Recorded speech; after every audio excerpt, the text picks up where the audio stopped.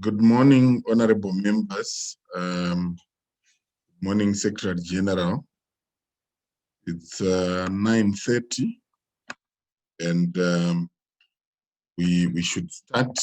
Ronald, please confirm that we are ready with interpretation.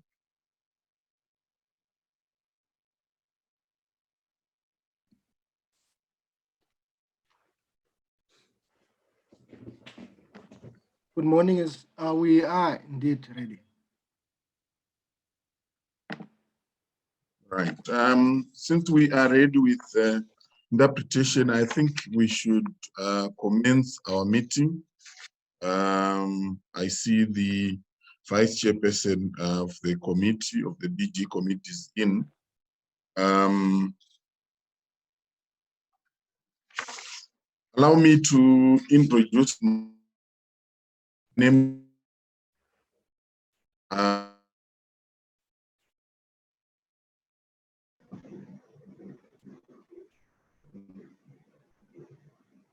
Good morning, host. Morning, SG. We seem to be having a technical problem. Is that what Croatia is? I didn't. Yes, I didn't realize that I was muted. I had unmuted. Probably I was muted by mistake. Can you hear me now?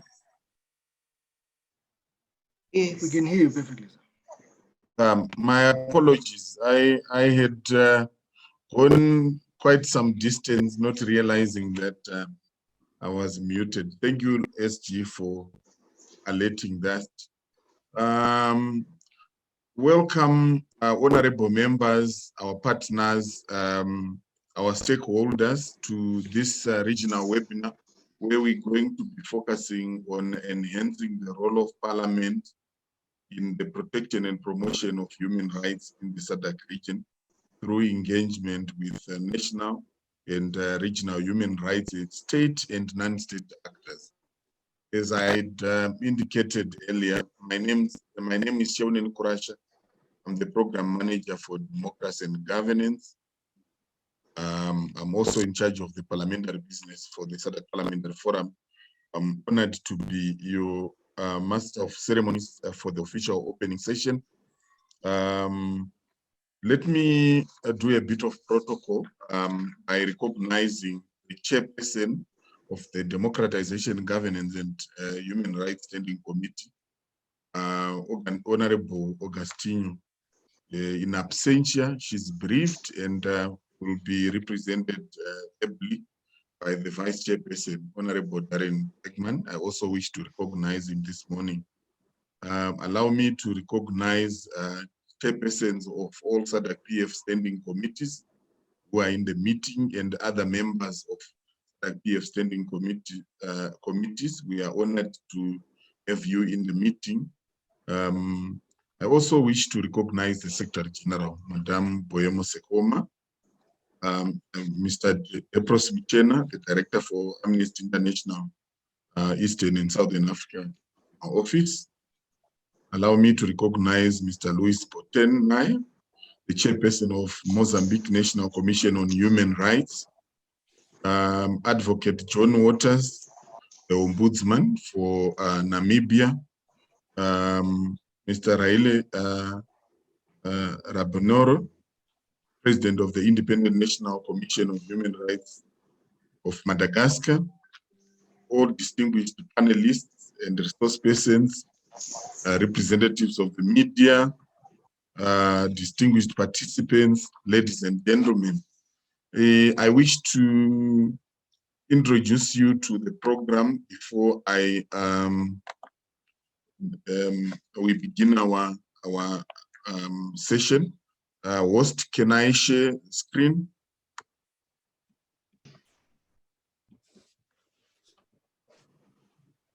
While host is sorting us out, we have circulated the agenda.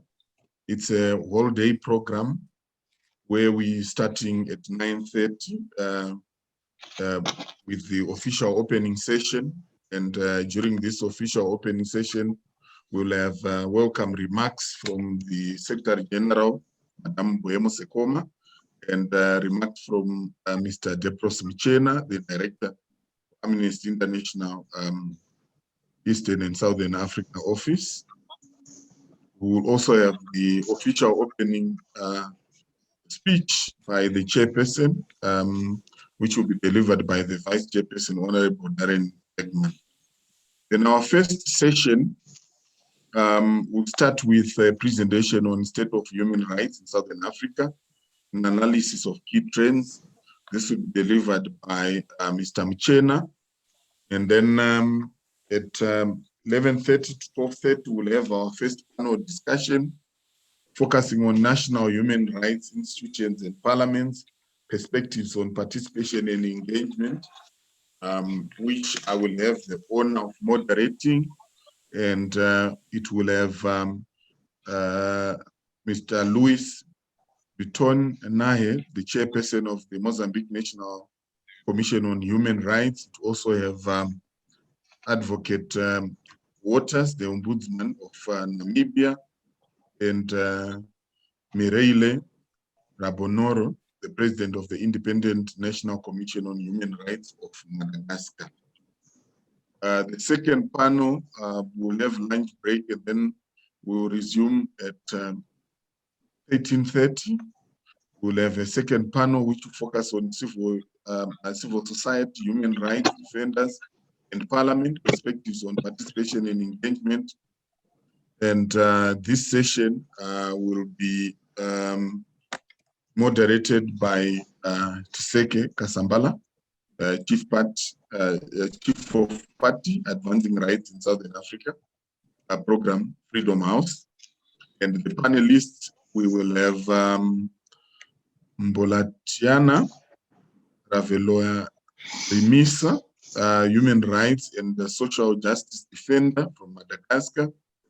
Then we'll have Mr. Stanley Nyamanindi, the SADC Lawyers Association Chief Executive Officer. We have two panelists that have pulled out, unfortunately, due to other commitments. We will see if we'll be able to secure another panelist to join this panel. 14:30 to 15:30, we'll have our third panel, COVID and Human Rights in Southern Africa, Pathways for a Gender-Just Recovery and Future Resilience. We'll have the honor of having Madame Mazwamuse Maseho, the Chief Executive Officer of Southern Africa Trust, to moderate this session. And it will have David Martine, Amnesty International Southern Africa. It will have Dales Judge, from Country Director for Zambia. It will also have Mary Pias da Silva, Foundation for Social Economic Justice from Eswatini. And lastly, it will have Talent Dumo from Katswe Sisterhood in Zimbabwe.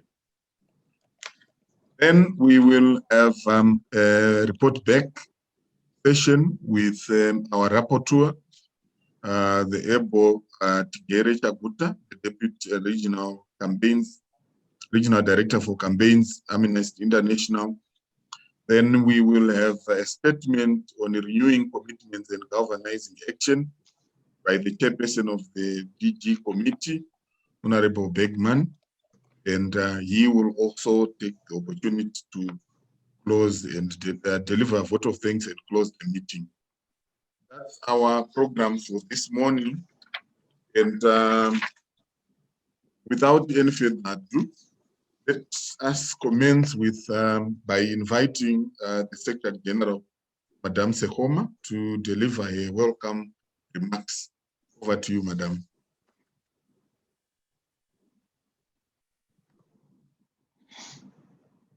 I believe I'm mute.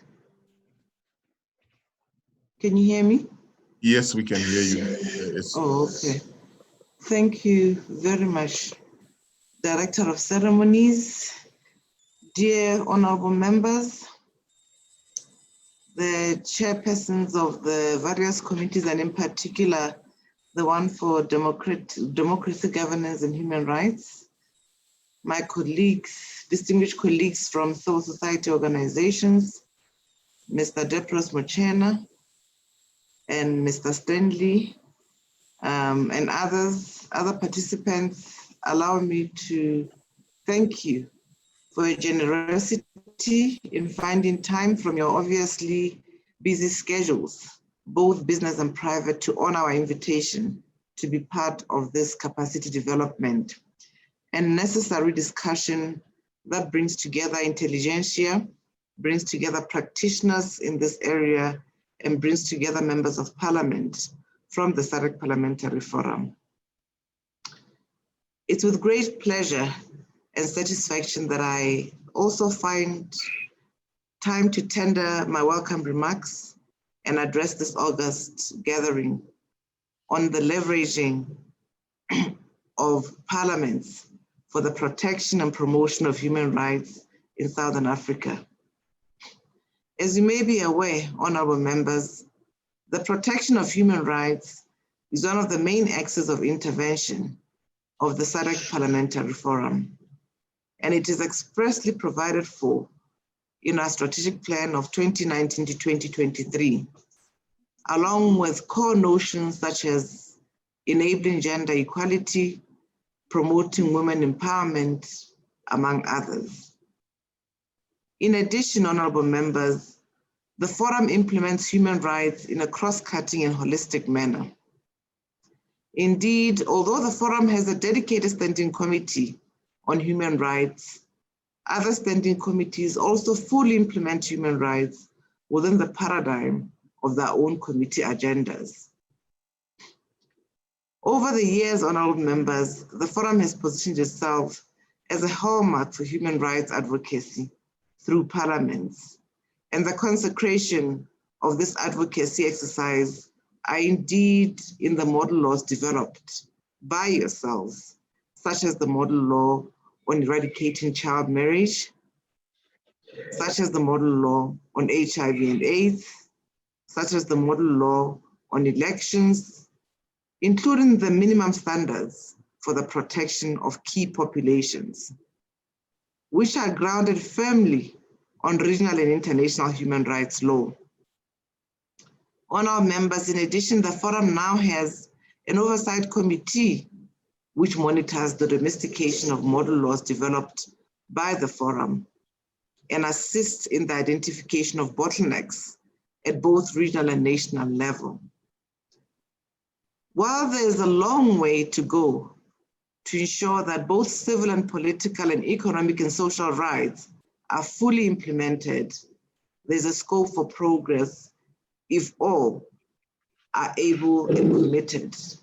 And if partners plan with us, work together with the forum in a strategic manner, we are bound to have parliaments that allow laws to be passed with a human rights component included in it.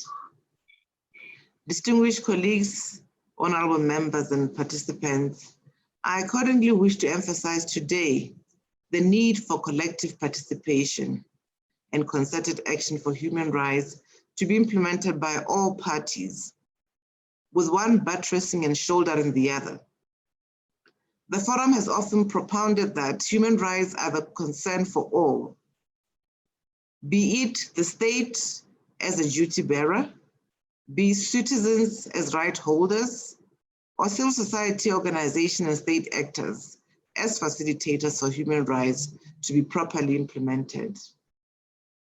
Honourable members, today we have within our midst both state and non-state actors, and it is therefore of paramount importance that we work towards establishing closer connections and a symbiosis for the human rights framework at both regional and national level to be advanced. Honourable members, on this note, I wish to emphasize the importance of progressive advocacy in the promotion of human rights. As we know, advocacy is the art of persuading consistently an audience without giving up, not necessarily for immediate results, but for the results that matter at the end of the day. In this respect, parliaments are vested with key advocacy roles, which inherently exist due to their representative mandate. It is for this reason that parliamentarians need to respect all citizenry in their diversity and recognize that rights or human rights are indivisible. Honorable members, discussions under the aegis of Parliament are thus absolutely necessary for ideas and opinions to be escalated at the helm of the state through an entity which has a constitutional mandate to deliberate and speak on behalf of the citizens. It is owing to this continuous advocacy that the Forum has been able to adopt its model laws and furthermore progressively incorporate them with the assistance of civil society organizations, traditional leaders, and independent organizations speaking at arm's length under the auspices of Parliament. And that is why today we have the SADC Lawyers Association, we have Amnesty International, who will assist us in looking at some of these components and speaking truth to power. Distinguished members of Parliament, colleagues and participants, I will not at this stage delve into the very interesting substantive issues which will be addressed during this meeting. I will encourage interaction and motivate partners to speak as a strategy for sustained advocacy on human rights indeed starts at meetings such as this one. As I end, honorable members, I wish to thank you all for attending this landmark meeting. And I wish to make and express mention that this meeting aligns with International Human Rights Day to be celebrated in a few days on the 10th of December. The moment is therefore opportune and timely to discuss on regional cooperation in implementing human rights at the regional level and give the advancements of human rights a fresh start. With these few words, I wish you a pleasant session and wish to thank GIZ for their generous support to the SADC Parliamentary Forum in being able to implement such critical components for the people and the citizens of SADC. I thank you, honorable members, and wish you fruitful deliberation. Thank you very much, SG, for those incisive words. A lot to pick from the SG's remarks. What stands out is the open invitation for collaboration between civil society, other state actors with Parliament to collaborate in the protection and the realization of human rights. What also stands out is the how human rights are at the center of the work of SADC Parliamentary Forum and are finding expression through the various model laws that we have made, and also the cross-cutting nature of human rights, meaning that there is opportunity for collaboration, not just in the Standing Committee on Democratization, Governance and Human Rights, but also across the standing committees of SADC Parliamentary Forum. Thank you very much, SG. We appreciate those remarks. I now have the honor of inviting Mr. Mchena to deliver his remarks. Thank you very much, Mr. Kurasha. I wish to really appreciate the generous offer and invitation by the SADC Parliamentary Forum for us as Amnesty International to partner with you on this particular day, but also partner with you in fulfillment of a spirit of understanding of mutual cooperation that we have developed over the last couple of years. I want to pay tribute to the leadership of the Secretary General Mese Hume for the sterling work that she continues to do with the team at SADC PF over the last few years that we have worked together, and really stand today to say that we are indeed open for this partnership and we believe in this partnership for years to come. We are meeting at a time, honorable members of the committee responsible for governance, democracy and human rights at SADC PF. We are meeting at a time when the entire world, indeed our region, is afflicted by the impact of COVID-19. And the impact of COVID-19 has essentially amplified pre-existing fragilities and conditions of our region, in particular, the human rights dimension of our region. And I wish to open this meeting by essentially raising some of the trends that we will be discussing later on, but that constitute the backdrop of this meeting. We know that SADC-PF is probably one of the more open institutions across our SADC region. And for that, I think you will continue to find that civil society groups, non-state actors, find you an attractive proposition to discuss global problems and regional phenomena. With this in mind, let's look at our region, especially against the backdrop of COVID-19, which has essentially amplified pre-existing problems. The first issue that I think is important for us to speak from the onset is that our region tends to have a massive contradiction. The first contradiction is that it's a region that is well rich in natural resources, very well resourced, well endowed in natural resources, but terribly poor in human development. Across the region, any of our countries, whether you are in Zambia with its copper, you are in Namibia with its diamonds, even uranium, Mozambique now the largest natural gas frontier on the continent, if not in the world, Zimbabwe with platinum, South Africa with all kinds of mix of industrial minerals, Lesotho with its natural waters, Madagascar with its natural forests. The question we have and we must ask as a group of parliamentarians is, why is it that this region is rich in these natural resources, but terribly deprived in human development? Where are the riches of our region going? Because that deprivation and that contradiction is the biggest attack on human rights that we have to deal with. When you see protests in the street, when you see demonstrations in each country, they are fundamentally driven by economic deprivation. And that is the first issue that I think concerns me. The second contradiction that concerns me is that in this region, we have a growing number of what we are calling middle income countries. In other words, these are countries that have registered a certain degree of gross domestic product relative to their population. But however, a paradox of these middle income countries is the triple burden of unemployment, of poverty and inequality, which again drives human rights attack in our region.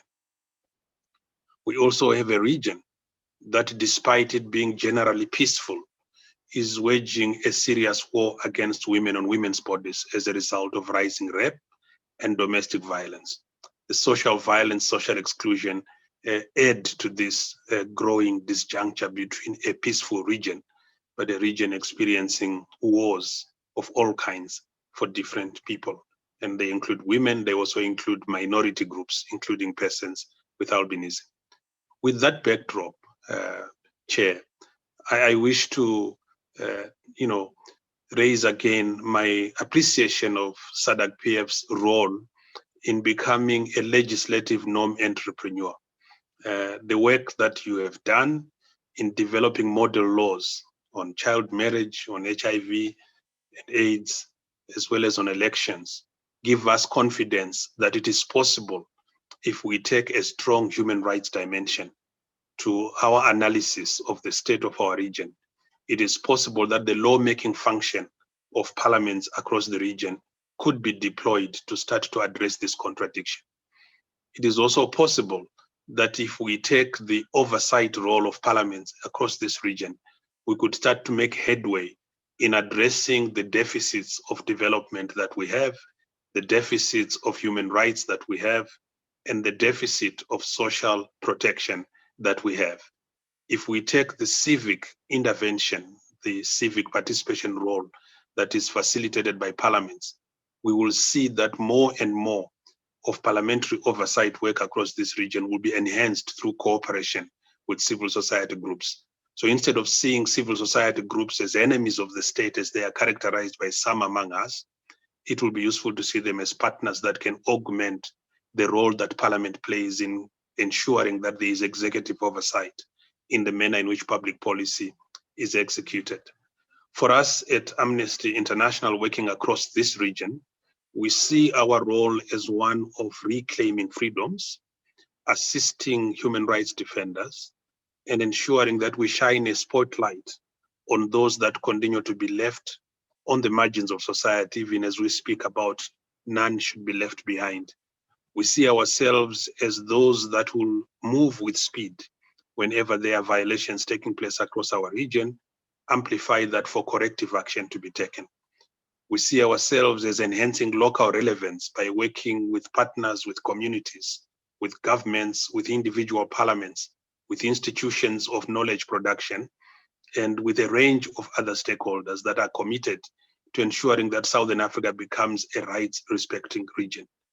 We see ourselves as the entity, the organization, the group of people that will raise uncomfortable issues, not so much that we like discomfort, but so much that those that might not be able to speak in our region, in our countries, will probably begin to have a voice. And we believe that parliaments are the best sites for people to be protected. At your last assembly in July last year in Mozambique, SADC Parliamentary Forum adopted what I call a historic motion, condemning the attacks on persons with albinism, condemning the killings, and condemning the inaction that we see from individual member states of SADC. That was a revolutionary development because not in many years had we seen something like that. I really believe that in this month, when we celebrate International Human Rights Day, we have a lot more historic motions to adopt, to pass, to discuss, to advance in our region. I think our task is quite covered. It's quite set for ourselves. And I hope that today we will experience a day of interaction, a day of telling each other the truth about our region, but also a day of suggesting things that can be done. I think it is very important when we discuss human rights to not just see it as an issue and an exercise in name calling, but it is also a moment for promotion and for protection in a proactive manner. And I believe that both Amnesty International and SADC Parliamentary Forum are up to the task. And together with our partners, some of whom will be speaking through panels today, we will be experiencing once more a building block that we need to go forward. And I just want to end on this note by thanking once again SADC Parliamentary Forum for agreeing to work with us to ensure that we collectively promote, we collectively defend, and we collectively amplify our human rights that are now, in this moment of COVID, terribly compromised. Thank you very much. And I'll give it back to you, Mr. Kurasha.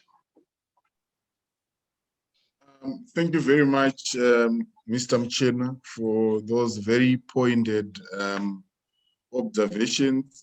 We appreciate the kind words in terms of the work that SADC Parliamentary Forum is doing in promoting the protection and promotion of human rights.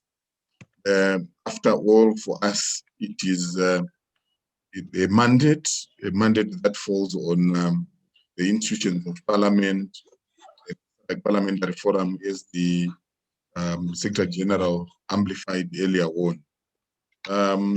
We indeed look forward to, as you said at the end, suggestion of things that work. We look forward to proposals in terms of collaborations that are going to emanate from our meeting. On this note, allow me to invite the Vice Chairperson of the Standing Committee on Democratization, Governance and Human Rights, Honorable Beckman, to deliver the official open address. Over to you, sir. Chairpersons of SADC PF standing committees, honorable members of the DGHR committee and other SADC Parliamentary Forum standing committees, Ms. Boemo Sechoma, Secretary General of the SADC Parliamentary Forum, Mr. Deprose Mchena, Director of Amnesty International, Eastern and Southern African Regional Office, Louis Batonai, Chairperson of the Mozambique National Commission on Human Rights, Advocate John Walters of the Ombudsman of Namibia, Mariel Ribanero, the President of the Independent National Commission on Human Rights of Madagascar, our distinguished panelists and resource persons, the member of the media, distinguished participants, and in absentia, just to recognize that our chairperson, Honorable Geronima Agostino, who has a bereavement, unfortunately. Firstly, I'd like to welcome the honorable members of the Parliamentary Forum, the honorable members of the Standing Committee on Democratization, Governance, Human Rights, representatives of our co-hosts, Amnesty International, the Austrian Development Agency, and the GIZ, members of various civil society organizations, human rights defenders from the SADC region, and all other participants joining us for the virtual meeting. The purpose of this webinar is to deliberate on find solutions for enhancing the role of parliamentarians in the protection and promotion of human rights in the SADC regions through engagements with national and regional human rights states and non-state actors. The protection of human rights of SADC citizens lies at the heart of the work of the SADC Parliamentary Forum. Article 6C of the SADC PF Constitution stipulates that one of the forum's objectives is to promote the principles of human rights, democracy, peace and security, regional integration, human and social development, economic governance, and gender equality through collective responsibility within the SADC region. The SADC PF strategic plan for the 2019 to 2023, as the SG identifies, says the respect for human rights as one of the guiding principles of the institution. Indeed, this theme is entrenched across the various thematic areas of our work, including democracy and governance, sexual and reproductive health and rights and HIV/AIDS, trade, natural resource governance, and food and agriculture. To spearhead its work in the promotion and protection of human rights, the SADC PF established the Democratization, Governance, and Human Rights Standing Committee. The committee is a flagship organ reputed as a leading regional championship in this area, working with various states and non-state stakeholders, many of whom are in this meeting today. The DGHR committee, for instance, sponsored the landmark motion condemning attacks, abductions, killings, and discriminations against people with albinism that was mentioned earlier in the SADC region, which was unanimously adopted by the 45th Plenary Assembly session on the 24th of July, 2019 in Mozambique. Honorable members and distinguished participants, SADC PF's focus on human rights should be viewed in the context that parliaments have a critical role in promoting and protecting people's human rights. Parliamentary mandates as a whole, whether this relates to legislating or adopting the budget or overseeing the executive branch and representing citizens, covers the entire spectrum of political, civil, economic, social, and cultural rights, and thus has an immediate impact on the enjoyment of human rights by the people. Respect for human rights is not only a fundamental value in itself, but also essential to developing stable, democratic, and prosperous societies that are capable of living together in peace. National parliaments represent the basis for good governance, grounded on democratic institutions, responsive to the needs of the people. As the legitimate representatives of the people, parliaments, they have an important role in strengthening democratization, governance, and furthering human development and the welfare for all. Indeed, through approval of ratification of human rights treaties, adopting enabling legislation, and ensuring that sufficient funds are provided for human rights implementation and exercising the oversight function, parliaments can promote and guarantee the enjoyment of human rights by all. Further, parliaments can strengthen their role in promoting and protecting human rights by establishing human rights bodies and following up on recommendations formulated by the United Nations treaty monitoring bodies and special rapporteurs and by other international or regional monitoring bodies. Honorable members and distinguished participants, the SADC Parliamentary Forum recognizes that the most effective way to secure rights and end abuses is for national parliaments and other national and international stakeholders to collaborate in support of human rights. Accordingly, the SADC PF of the 39th Plenary Assembly session, on the recommendation of the DGHR Standing Committee, adopted broad resolutions that guide us and other stakeholders in promoting and protecting human rights in the SADC region. Among other recommendations, the 39th Plenary Assembly implored national parliaments to establish and strengthen committees such as the mechanism to ensure robust human rights oversight. Committee systems were also identified as a strategic vehicle to enhance collaboration between parliaments and other relevant actors at a national level, including human rights commissions and civil society in tracking human rights issues. The Plenary Assembly session also called upon the SADC PF, through its collaboration with one of our co-hosts today, Amnesty International, to train parliamentarians at regional and national levels on human rights issues in order to build their knowledge and skills, as well as research capacity in the role of parliamentarians in the protection, realization, and promotion of human rights. Enjoyment of all human rights by all people can only be guaranteed when parliamentarians, governments, national human rights institutions, civil societies, along with international partners, including those representing regional, continental, and the international human rights systems, are able to work together effectively. Through effective partnerships and engagements with other state and non-state actors to strengthen how they give full effect to the specific powers they have, parliaments can ensure that human rights become a reality for everyone. Honorable members and distinguished participants, it is only through collaboration and partnerships that we can effectively tackle the trend of regression and antagonism that has tended to characterize the human rights narrative in our region.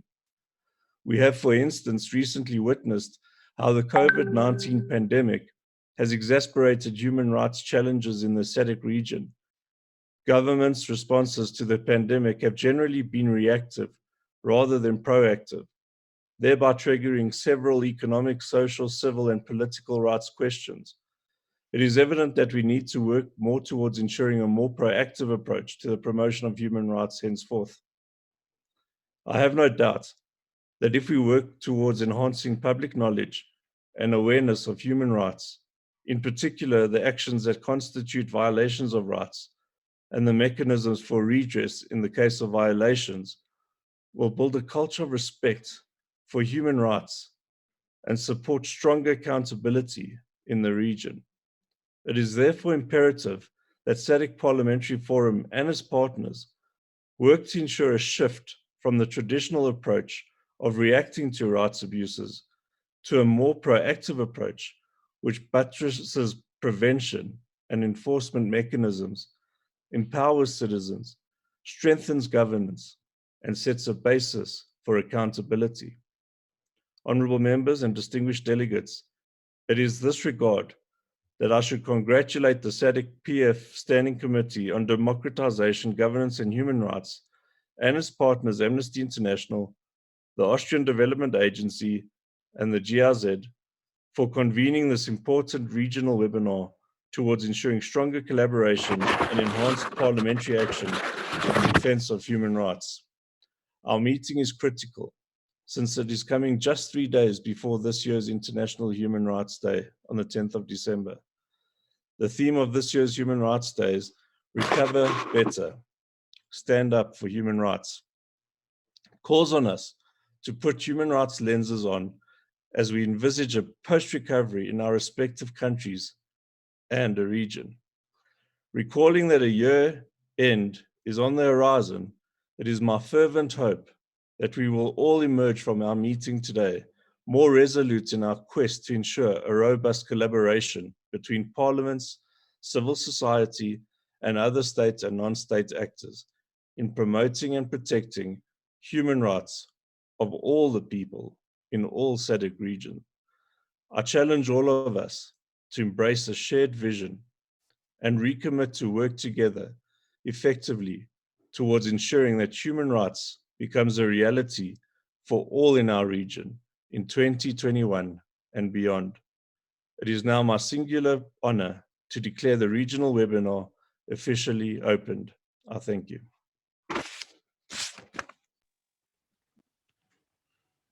Thank you very much, Vice Chairperson, for those remarks. I'm sure we all agree, you all agree with me that they set the tone in terms of our deliberations today, in particular, the seizing the opportunities to engage with SADC PF, and in particular the standing committee, to make sure that we have a collaboration towards what the chair termed a more proactive approach rather than a reactionary, reactive approach, where we see more efforts being put towards education, towards prevention.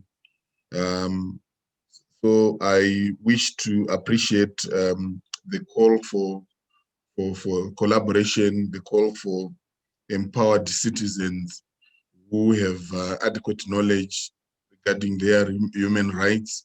We have adequate knowledge regarding the action they must take, the remedy that is available to them in cases where there are violations. On that note, I wish to confer with Mr. Mchena with your opening remarks, speak to your presentation as well regarding the state of human rights in Southern Africa, an analysis of key trends, or there is something that you want to add?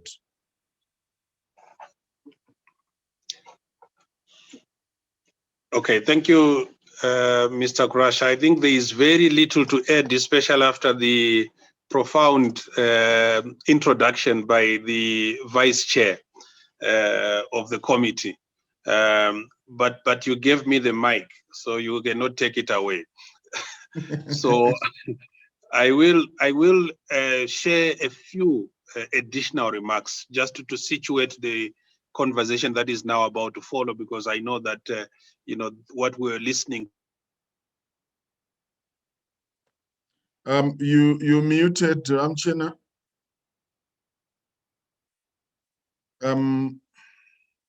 Additional comment really relates to trends that everyone in the meeting really needs to pay attention to, and trends that every member of this august committee needs to pay attention to, because they challenge the degree to which the promotional mandate of this committee and the protection mandate of this committee is properly contextualized. If we do not have the facts of our situation, we will not have anything to protect. If we do not have the gaps of our situation, we will have nothing to promote. So it is important that, you know, throughout today, the listening role of Parliament will play a prominent role, but the accompanying role of Amnesty will also play a prominent role in the work of trying to put together a work program going into 2021 that really achieves promotion, protection, and defense of human rights. You know, on the 22nd of October, a tragic development happened in South Africa. In fact, before the 22nd of October, the following words had been ushered by a grandmother from Durban. And she had then said that I refuse to sign. I cannot sell out my people. And if need be, I will die for my people. Tragically, on the 22nd of October, this very woman died. Grandmother Fikile Changase her words became the reality of her actual life when she was gunned down in her own home at Opendweni near Mutubatuba on the evening of that particular day at 6:30. 5 men entered the house and shot her 5 times. The reason why she was shot was because she was among a group of people who were refusing to allow some mining activity that was taking place or that was supposed to take place for the extraction of coal in an area. This is not anything new in our region. In 2017, 2017, another South African by the name Comrade Sipho Bazuka of the Amadiba community in Xolobeni was also killed in circumstances related to conflict and disputes about mining in the area. We have also seen and heard and recorded threats against the life of Non-Clem Butuma, who is one of the leaders in Xolobeni, related again to taking a stance against mining. Across our region, we receive every year as Amnesty International reports of people who are being threatened by state or non-state actors because they are defending the environment. They're defending the environment because the extraction of the environment has sometimes resulted in environmental degradation and damage, as well as attack on livelihoods. This is happening in a year in which the African Union has adopted the theme, silencing the guns. The guns are not silent even in our peaceful region. Since 2017, when the conflict in Cabo Delgado began, over 300,000 people have been displaced, 2,000 people and more have been killed. This again is happening in a context when silencing the guns has been declared. In the period of COVID-19, we saw that from February, about 6 countries in our region adopted state of emergency legal frameworks. Another 6 adopted state of disaster legal frameworks, and 2 adopted a mixed bag of curfews and other legislative measures. These were part of a package designed to enforce lockdowns that would then enable states to contain and disrupt the spread of COVID-19 virus. Unfortunately, country by country, reports of significant state overreach have been submitted to different human rights organizations, including some who are on this seminar, especially from the state institutions such as human rights commissions. Because we have seen, unfortunately, loss of life, we have seen excessive use of the force by police services. We've also seen a complete departure from international human rights legal norms, which require enforcement of any regulation that is enforced during state of emergencies to still follow the principles of legality, of necessity, of proportionality, and of accountability. This has been a real challenging year for our region because silencing the guns have not taken effect. So it is a trend that we can discuss in the course of the day. The second trend that we continue to see is a corresponding attack on socio-economic rights, in particular livelihoods. We saw with COVID-19 that the blanket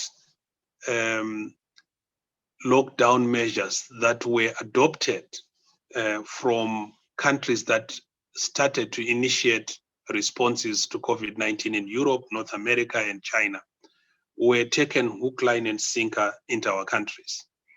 And when we lock down an economy that is largely informalized, there is evidently an attack on livelihoods. There was also an attack on health services because our health infrastructure was not prepared, even if we are talking about very low numbers for our region.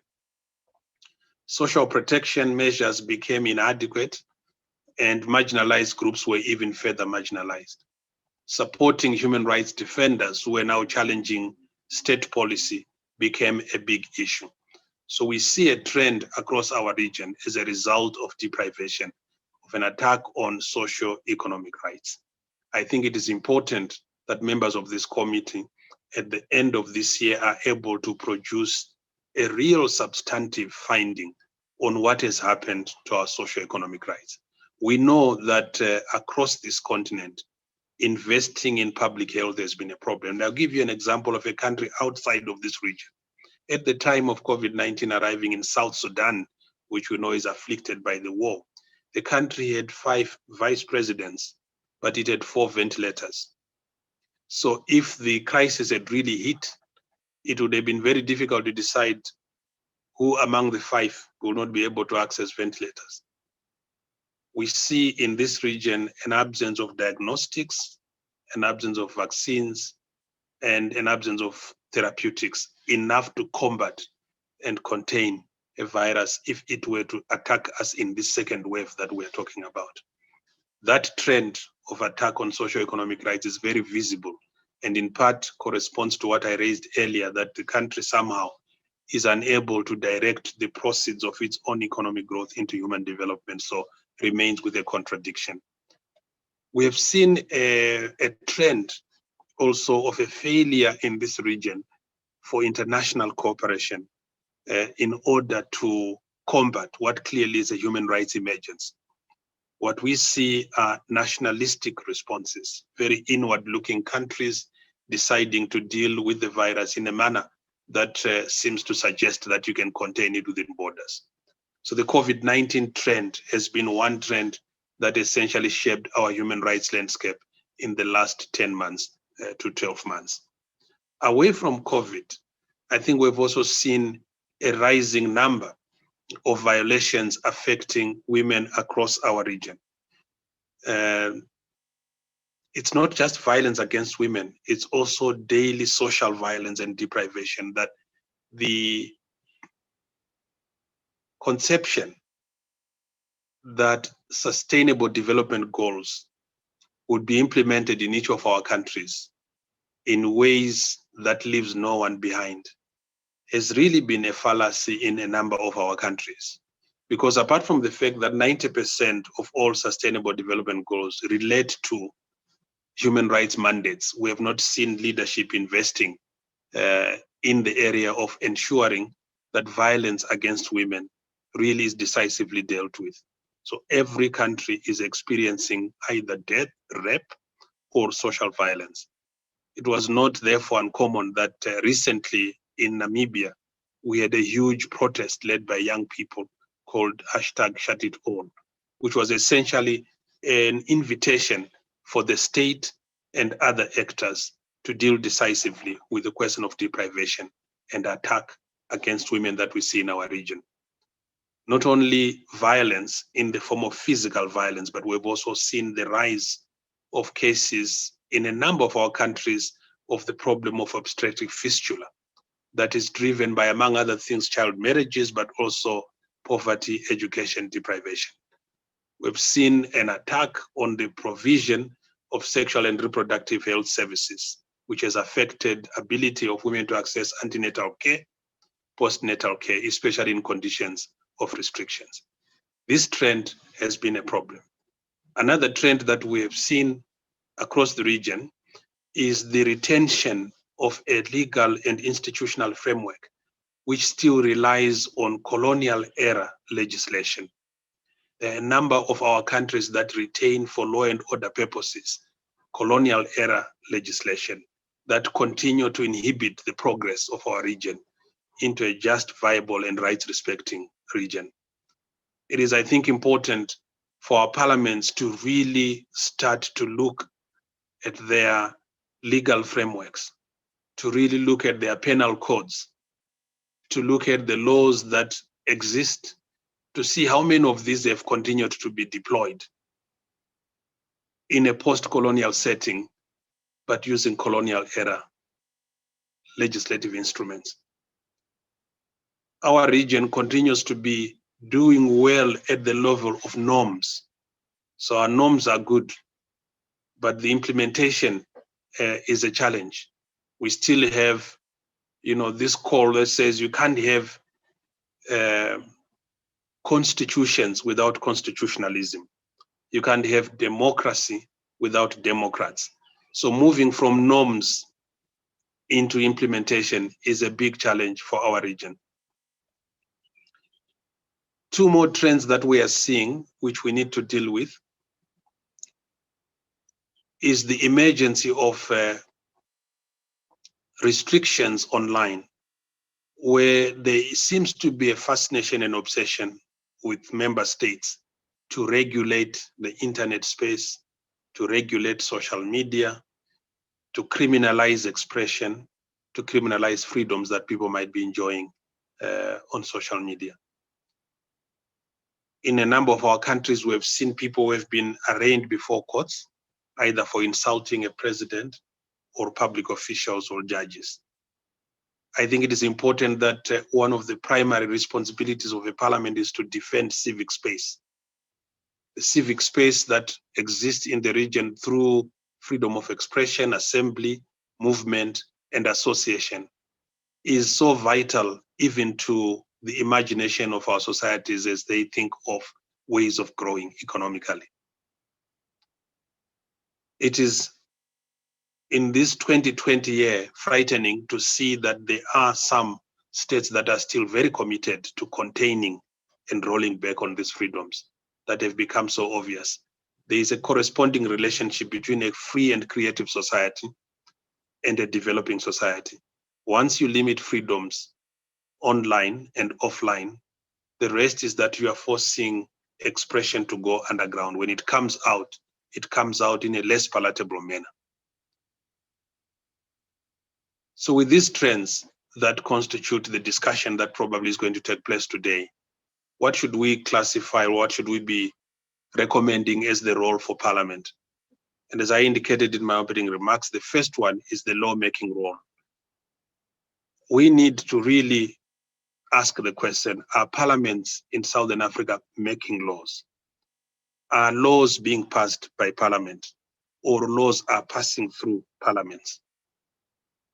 When an executive is really committed to passing a particular piece of law, are we seeing decisive action in seeking the input of civics to ensure that you try and make the legal framework representative of the aspiration, not just of the ruling elite, but also of the broader society? I think it might be necessary to look back at the last 10 months and review some of the regulations, some of the laws, some of the policies that have been put in place in the name of fighting a pandemic, which have tended, in fact, to be pieces of law and regulations that have limited freedoms of expression and incidentally started to fight ordinary citizens. In the public policy role of this parliament, this parliamentary committee, as it seeks to execute its mandate of overseeing public policy with respect to governance, democracy, and human rights, a concerning issue in the last 10 months has been the rising debt burden in Southern Africa, but also across the rest of the continent, which has created limited fiscal space for governments to deploy resources to respond to the pandemic, but to also advance human rights. I think it is almost now more than 25 countries in Africa have now exceeded what is set by the IMF as an acceptable debt to GDP ratio, which essentially means that more and more of our countries are paying more in interest over the debts they've accumulated than in money which is available to deploy to education, to health, and to water. And in the absence of a decisive debt audit across Southern Africa, which is primary for releasing resources that are needed to invest in human rights, we might be having severe problems of progress in this region. So the public policy oversight role of Parliament should be promoted, because by ensuring that resources are contained and deployed into a human rights mandate, you are freeing society from the tensions that exist between states and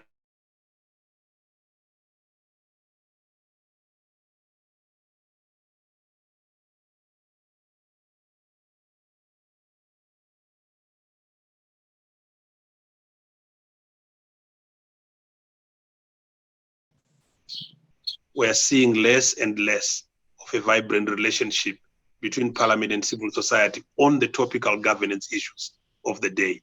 You might find a lot of conversations and relationship in issues we might consider softer. but it is for parliaments to open up the door, even when we deal with hardcore issues of democracy, of governance, of speaking truth to power, in order for us to have really competitive societies that can be counted upon by our region as societies that can take us forward. None but ourselves definitely can free our minds, and unless our own parliaments stand up to ensure that the common conversation and vocabulary of human rights defenders, the conversation of shrinking space, the conversation of enabling vibrant, tolerant democracies to take place. If we don't do that as our parliaments, who else can do that for us? We cannot wait for someone else to come from outside to tell us to talk to one another. So I hope that today we will hear from the various panels poignant conversations about some of these trends and some of these themes. And I will be here to make sure that we continue to raise this conversation. Thank you very much, Mr. Grash.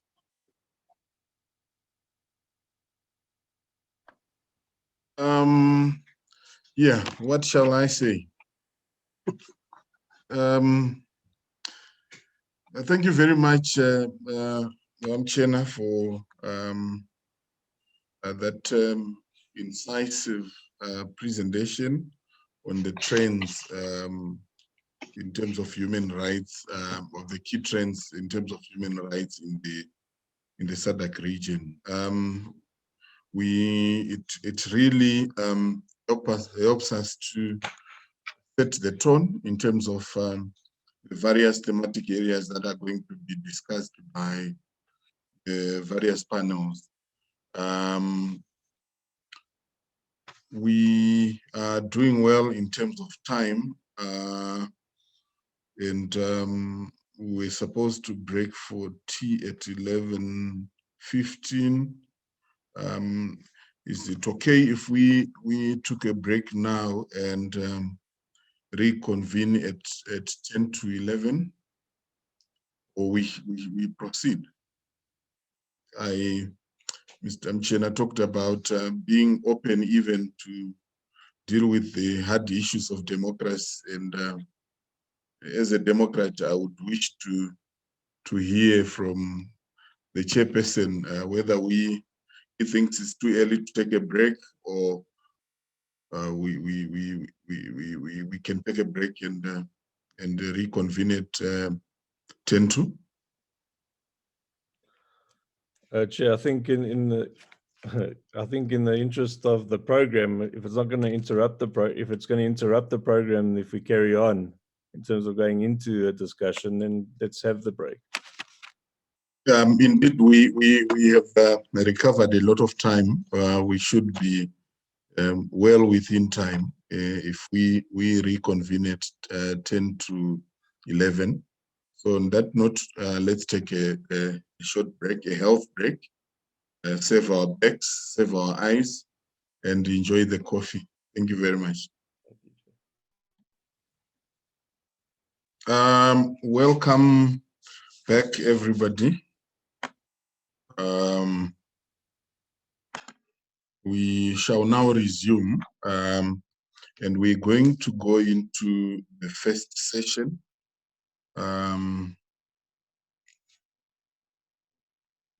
This session will have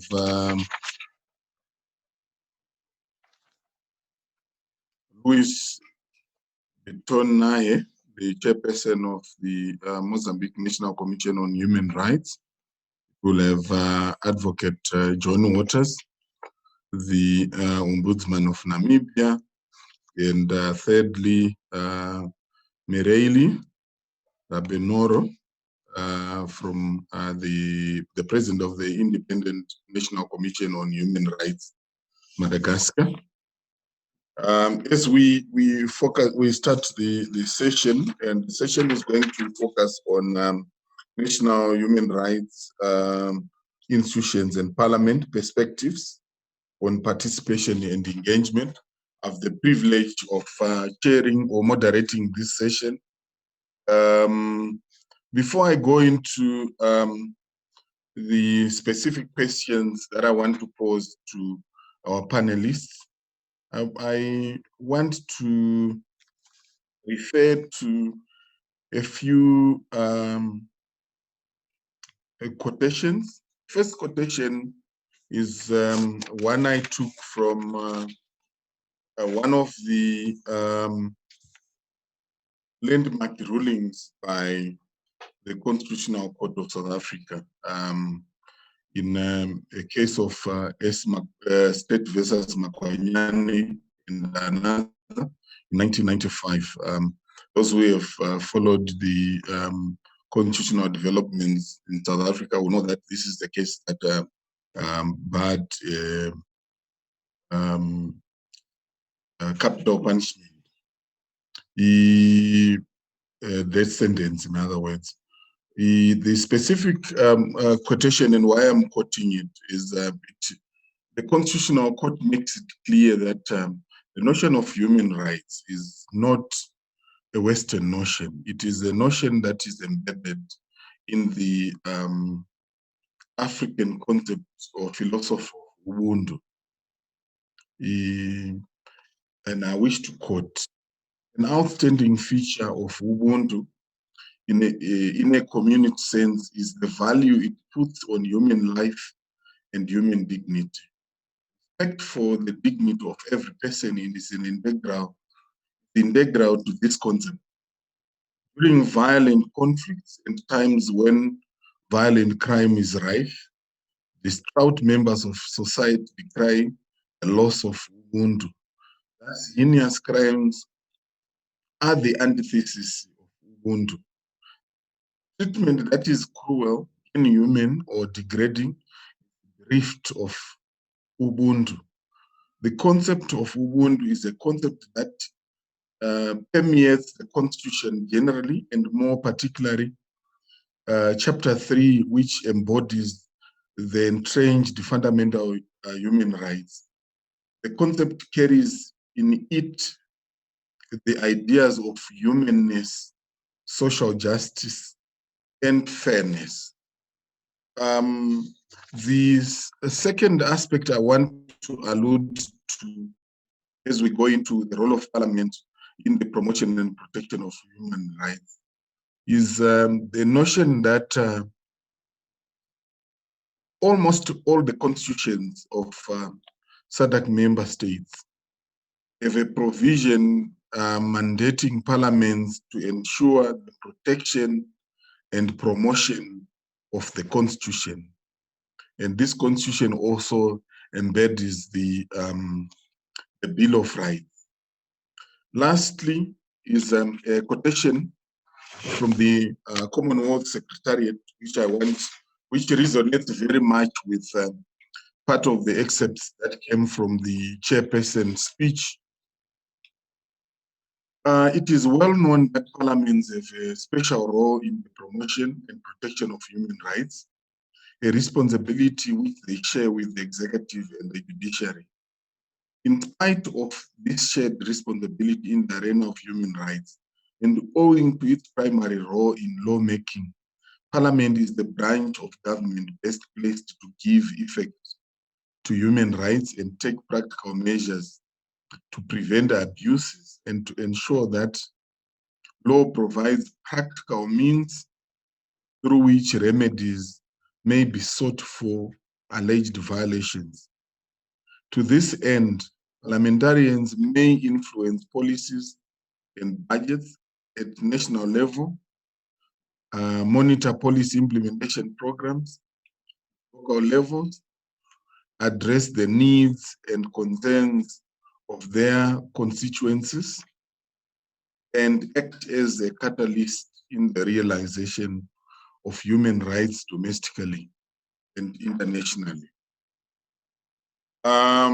Without further ado, I wish to invite our panelists to the floor, and I already indicated who the panelists are. We're going to specifically focus on the role of Parliament in the promotion and protection of human rights. In particular, we wish to our panelists to share their perspectives, their experiences from their respective parliaments working for national human rights institutions, what their experience has been in terms of one, the role being played by Parliament in your own countries, in terms of your own country experiences, and maybe across the region in the protection and promotion of human rights.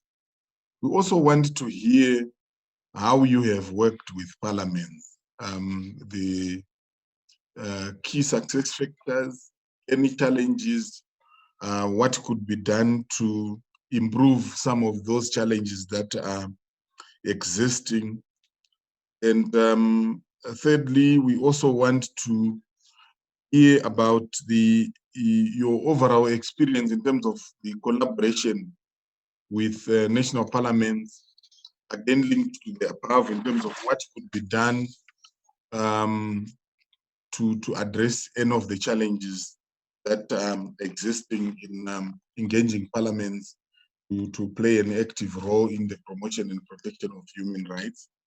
We also want to hear from you in terms of the role of your understanding of the role of the standing committee and what you think it could do to facilitate and strengthen at regional level, the role of parliaments in the promotion and the protection of human rights. In that regard, I wish to invite our first panelist, Luis Biton Nahe, the chairperson of the Mozambique National Commission on Human Rights, to give a response. I will, where necessary, come in with follow-up questions.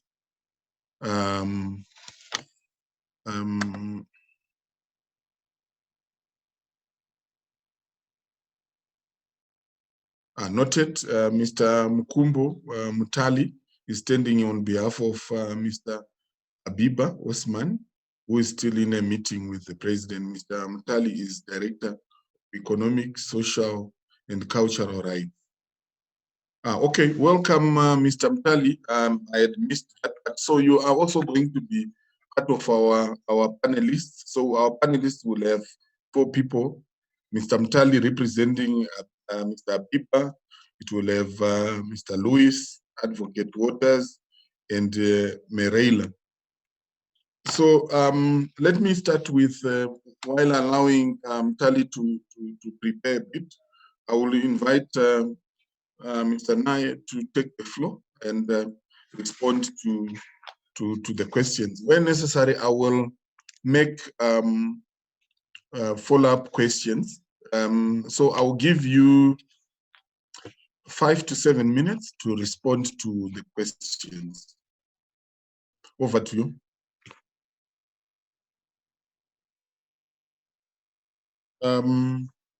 Mr. Naye, are you in the meeting? Yes. Yes, go ahead.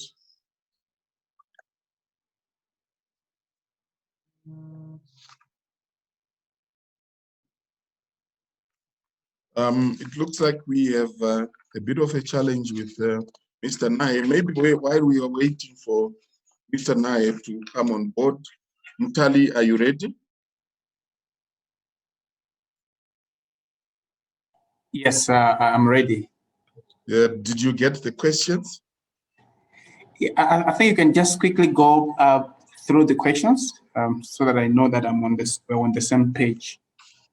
So in other words, this session is focusing on the collaboration between parliaments and national human rights institutions, in particular, focusing, leveraging on the mandate of parliament in terms of its lawmaking, its oversight role, its role in appropriating resources for purposes of protection and promotion of human rights. So we wanted to find out from you in terms of your own country experience,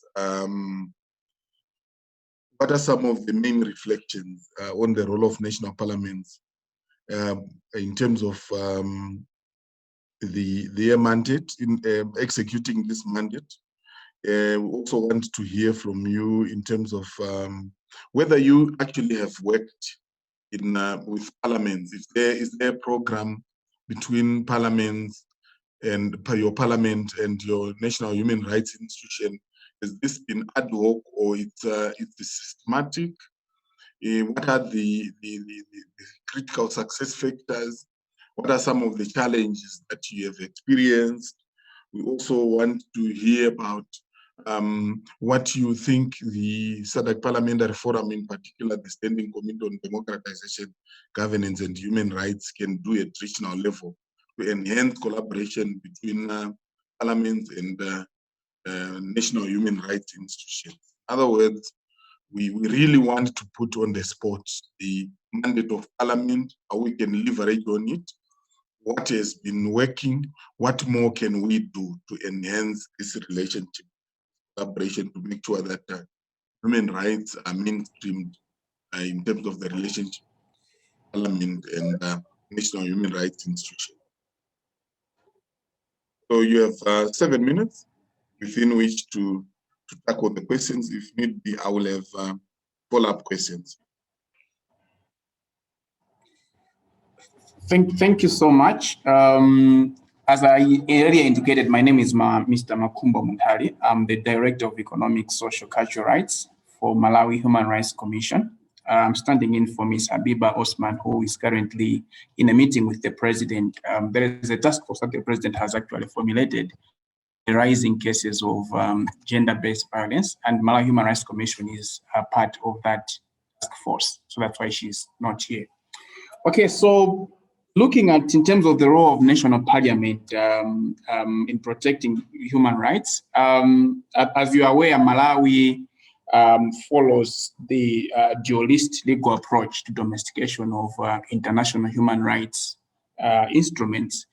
This means that if there is an instrument that Malawi has actually ratified, it does not automatically become part of the law. There is need to have an act of parliament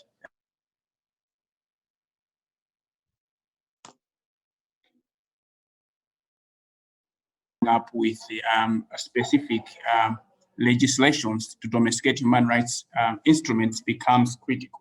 So from our reflections, we have seen that it has been mostly a mixed bag. Parliament has been progressive, for example, in coming up with legislations that implement, that domesticate some provisions of international human rights instruments like CEDAW, ICCPR, Economic, Social, Cultural Rights. For example, we have the Gender Equality Act that the Parliament played a critical role, the Trafficking in Persons Act, and then several legislations, access to information and others that we saw the Malawi Parliament being so progressive in terms of coming up with these legislations. And when you look at the content of these legislations, you find that they are partially domesticating some of the provisions that are in the CEDAW and other international and regional instruments. But at the very same time, we have also seen Parliament actually being retrogressive in terms of rejecting some of the bills that we feel would have enhanced the promotion, for example, of civil and political rights. In 2017, there was a special law commission that was instituted to review the various laws around the electoral reforms. And they came up with a number of bills that included, for example, bringing on board gender quotas to ensure that there is a fair representation of women. But when the bill was tabled in Parliament, Parliament rejected such reforms. So that was actually another area that from my experiences, we have seen that I think Parliament, especially when it comes to bills that seems to promote human rights, I think it may be an issue around maybe not having much knowledge in the area and understanding the importance of such bills that have tended to reject those bills.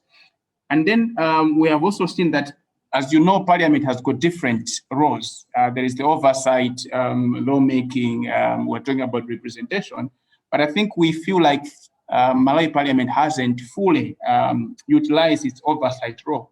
especially in terms of holding the executive arm of government to account on specific outstanding human rights violations, which the Malawi Human Rights Commission had pursued or had actually submitted to it in its reports for action in terms of holding government accountable.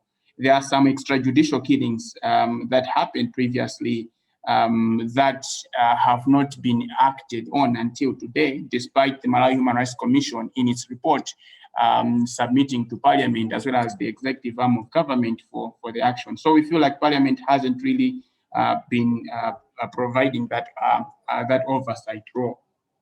In terms of how well we have worked with Parliament in delivering our mandate as a national human rights institution, I think there have been several ways in how Malawi Human Rights Commission has worked with Parliament. We have engaged Parliament through the Speaker of Parliament, as well as the Legal Affairs Committee of Parliament, through our submission of annual human rights reports. As you are aware, according to the Human Rights Act, as well as the Constitution of Malawi, the National Human Rights Commission is supposed to submit annual human rights report to Parliament.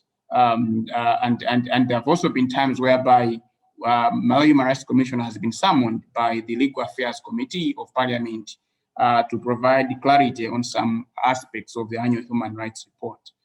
And then we have also engaged with Parliamentary Committee on Media pertaining to the access to information legislation. As you're aware, the Malawi Human Rights Commission has in the past few years been given an added responsibility to provide oversight on the implementation of the Access to Information Act. So we have had some engagement with the Parliamentary Committee on Media in terms of around the access to information legislation oversight. There have also been issues around the how we have engaged Parliament on HIV/AIDS bill previously, as well as also the trafficking in persons. Looking at the success factors in terms of our cooperation with Parliament, I think we would say that one of the dominant success factors is the submission of reports to Parliament, that we have consistently submitted those reports to Parliament, and what we have basically seen is that our reports have become actually a critical part in terms of providing a clear picture in terms of the human rights situation to Parliament. Then secondly, I would say Parliament, apart from enacting the Human Rights Commission Act, which actually guides our operations, it continues to assign the Malawi Human Rights Commission specific mandates as it enacts new legislations. So we have observed this trend that I think when there are specific legislations that are coming in, we see Parliament having trust in Malawi Human Rights Commission to be able to provide oversight. Like currently, the Gender Equality Act, as well as the Access to Information Act, all these two legislations have been, the Malawi Human Rights Commission is providing oversight on these two legislations.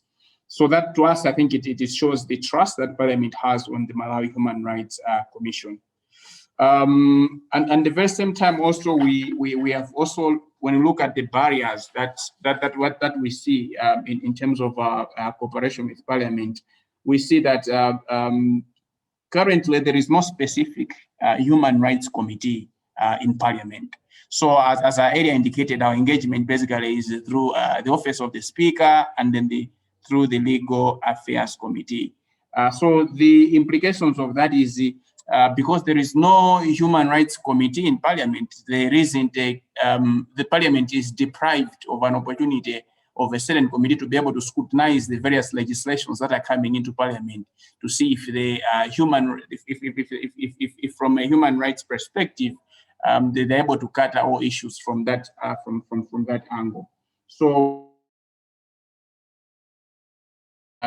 And then we have also seen that some of the reports that we have been submitting to Parliament, there is no action in terms of them being deliberated in the whole assembly, the national parliament. As I said, we submit through the committee, through the Speaker and then the Legal Affairs Committee, with the expectation that these issues will not just end at a committee level, but they will also be discussed in the whole National Assembly. So that doesn't really happen. What we see the role of SADC PF Standing Committee on Democratization within the context of its human rights work and mandate. I think one of our expectations is also trying maybe to bring together national human rights institutions, maybe to share best practices. I think with the particular focus on the issue around the supporting, for example, like supporting us in terms of lobbying to parliament, to national parliaments on how they can establish the human rights committees in our parliaments.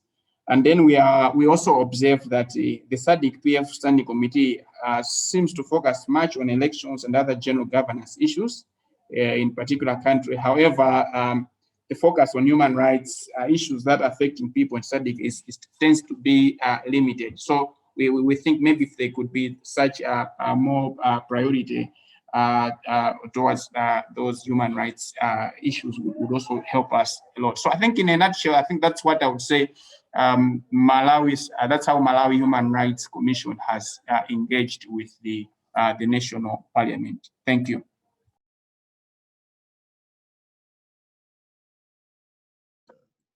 Thank you very much, Mr. Mtali, for that very informative presentation. At this juncture, I would defer asking any questions to the plenary. And as such, I will move to the next presenter. I want to find out if Mr. Nahe is ready now.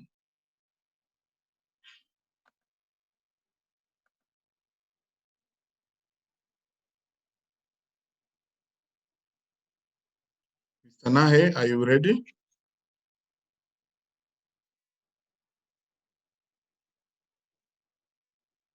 May I therefore propose that we move to Advocate Waters while we wait for feedback from Mozambique.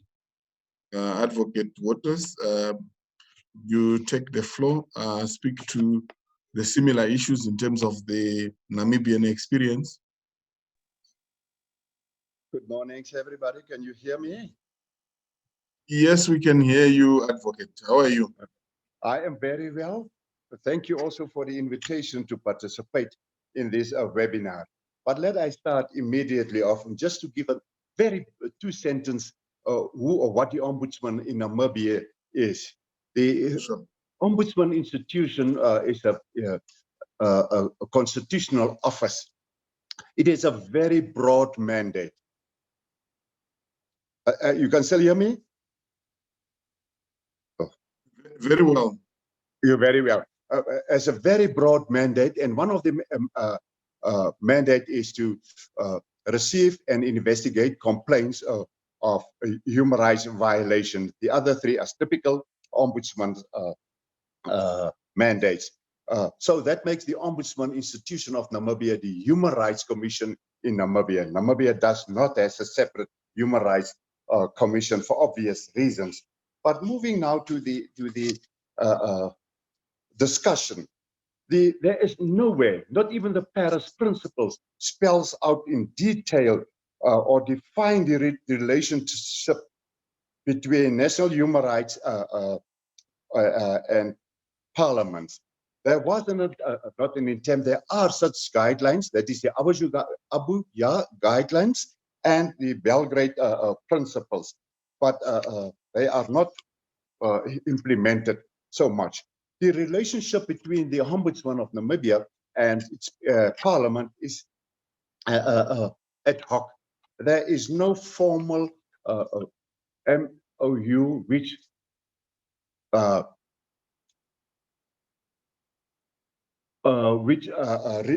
regulate the relationship between us. But having said that, on the reflections of the role of Namibian National Assembly played in protection of human rights, I can just briefly refer to that the legislative power of Namibia is vested in the National Assembly. And in the execution of its duty in promoting and protecting human rights in National Assembly has passed a number of laws aimed at promoting and protecting human rights and preventing human rights. The Namibia follows the monist approach, and economic, social, and cultural rights are not expressly guaranteed on our constitution. But the acts which National Assembly has passed during the number of years is firstly the Ombudsman Act, the Combating of Rape Act, Combating of Domestic Violence Act, Prohibition of Racial Discrimination Act, Marriage Equality Act, Trafficking in Persons Act, Child Care and Protection Act, and the Witness Protection Act. These are some of the legislation passed through our parliament. There's no need to domesticate the international and regional human rights institute, which Namibia is party to and has ratified. How well do we work, the Ombudsman work with Parliament? As I said, there's no formal relationship, and the working relationship is ad hoc. But the Ombudsman is regularly invited by standing committees to brief them on the role and activities of the Ombudsman relating to his human rights mandate, international human rights mandates ratified by Namibia, as well as challenges faced by the Ombudsman. The National Assembly and National Council involve the Ombudsman in the legislative process, for example, to give evidence and advice on the constitutionality of certain clauses in bills. Members of Parliament, and that is of political parties, regularly submit complaints to the Ombudsman for investigation. In part fulfillment of his duty to advise members of the National Assembly, the Ombudsman developed and printed a compendium of international human rights law for parliamentarians, and containing all the instruments ratified by Namibia and the concluding and recommendations of the treaty bodies. Very recently, the National Assembly in September 2020 refers a special report of the Ombudsman to the Standing Committee on Public Accounts, who must now examine, consider the report and make recommendations to the National Assembly. The Ombudsman is regularly invited by the Speaker of the National Assembly to participate in the induction course of new members of Parliament. This year, unfortunately, the induction course could not happen because of the virus, and my topic, which I was given to share with the members, new members, was the Constitution and human rights.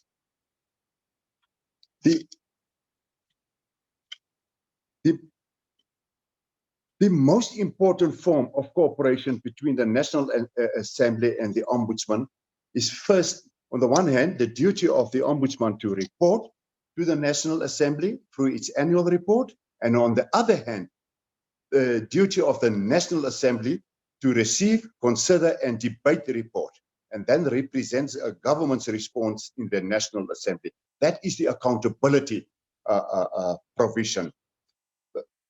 The Parliamentary Committee on Constitutional and Legal Affairs has the responsibility of overseeing and supporting the work of the Ombudsman. Very briefly, the standing rules and orders provides, with regard to the Ombudsman, the committee may, and I emphasize the word may, immediately it gives a discretion to this committee whether to consider or not. May inter alia examine, consider, and report on the annual reports of the Ombudsman, satisfy itself that the Ombudsman has been carrying out its constitutional mandate in an effective and efficient manner, and ensure that investigations are not jeopardized because of a lack of resources. The Standing Committee should not have a discretion. It must be a mandatory duty to examine, consider the report of the Ombudsman. It is for this reason, this discretion which the particular committee has, that it did not examine and consider and debate the Ombudsman reports for the past 16 years. I was never called before the Standing Committee to account for the resources, public resources, which I used in the exercise of my duties.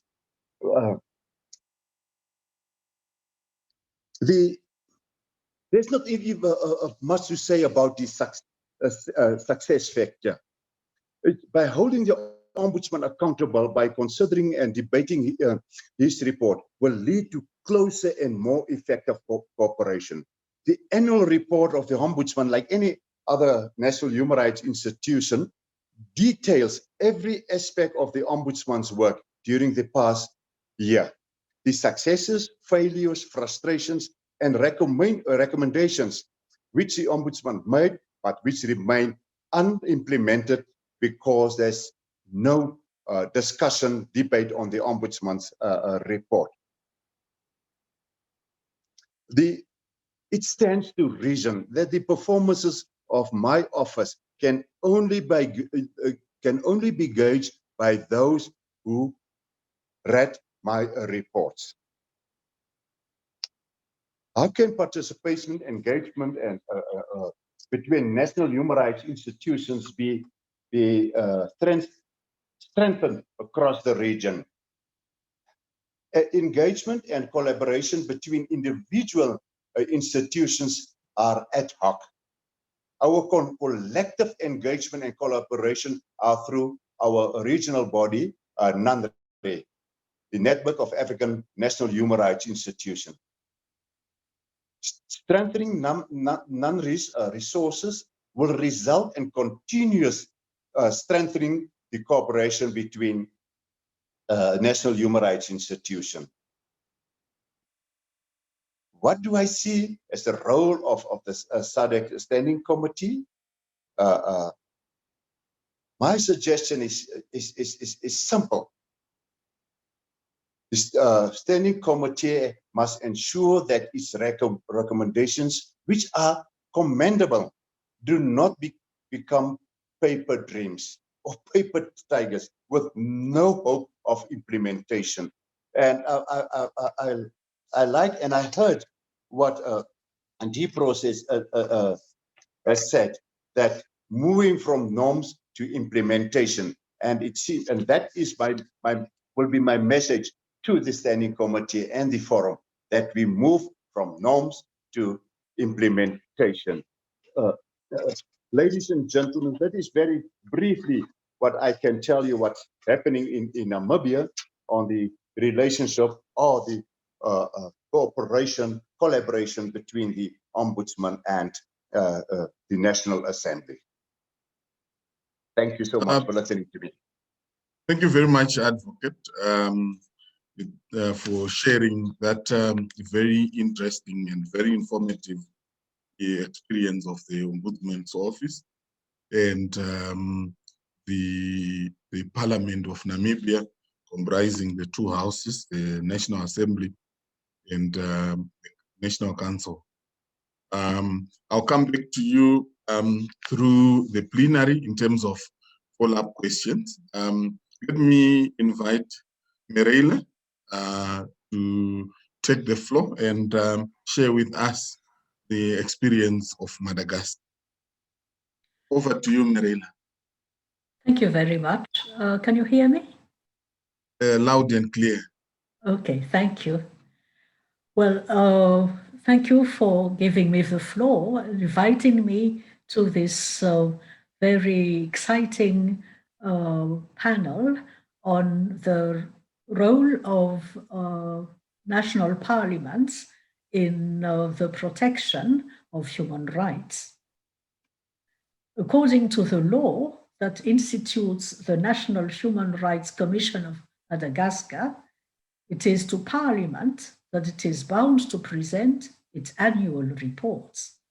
This was duly done in the 4 years since the inception of the Commission in 2017. Relations have been cordial, both at an institutional and a personal level. For example, the senator approached me earlier this year requesting the National Human Rights Commission's support to a proposed law on nationality and gradual elimination of statelessness. On behalf of the Commission, I wrote a memorandum on the implications of statelessness in terms of human rights, particularly the right of children to an identity, according to the Convention of Children's Rights, which Madagascar ratified in 1991. The memorandum caused the proposed law to be discussed in the legal committee of the Senate. However, it has not gone any further due to political conflict between the Senate and the executive authorities.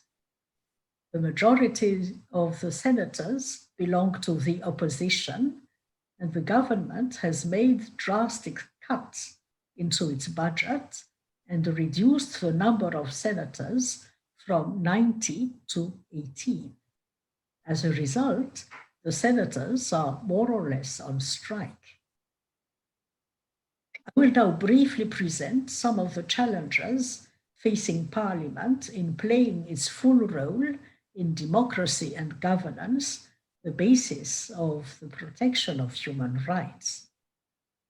In the other house, the National Assembly, the large majority of the 170 members belong to the party of the President of the Republic. They feel powerful because the institution is entitled to lodge a motion of censure against the government, but unfortunately, they use that power mainly to demand privileges for themselves. Laws as important as the laws of finance are voted hurriedly and almost unanimously, excepting the few opposition members. Only last week, the law of finance for 2021 was voted almost without discussion, although some items were questionable.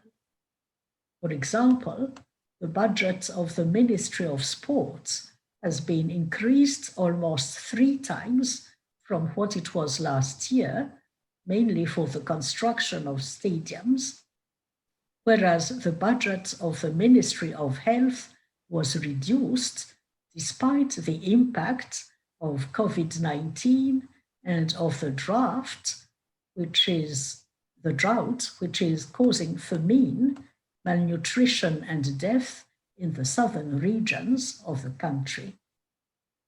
The priorities of the government may be questionable, but the majority of the members of Parliament who belong to the President's party are not supposed to question them. Another striking illustration of the political weakness of Parliament happened last August when 80 detainees broke from the prison in Farafangana. The police made disproportionate use of force, shooting the escaped prisoners who threw stones at them, killing 20 of them.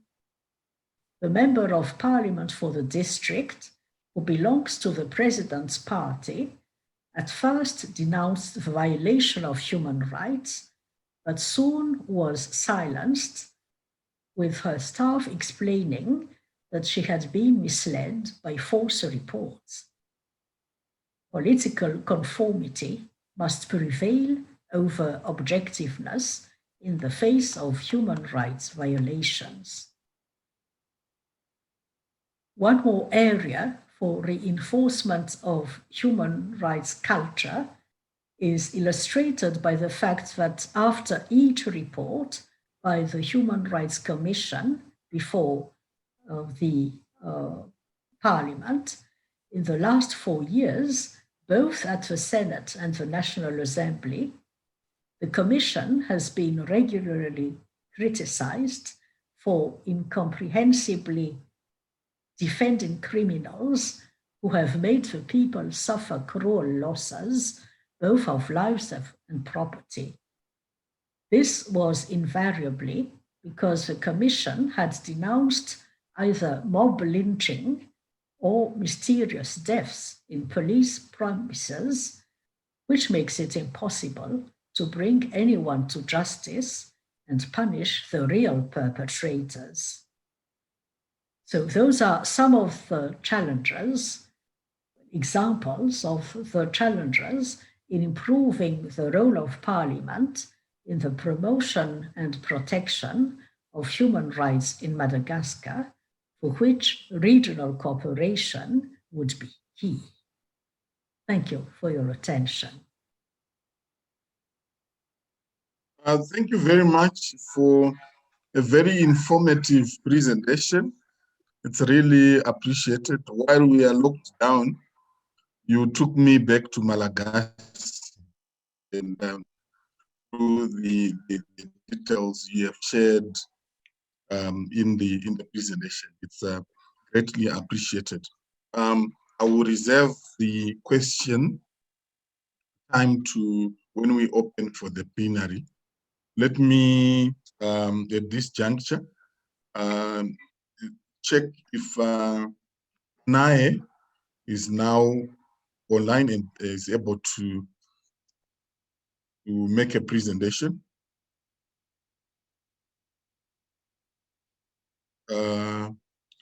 Louis Biton Nae, the chairperson of the Mozambique National Commission on Human Rights, wish to confirm if you're online.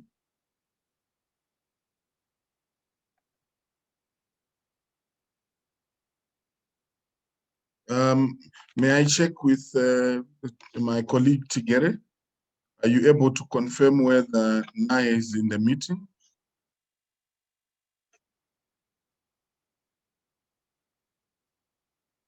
I'm Sakurasha.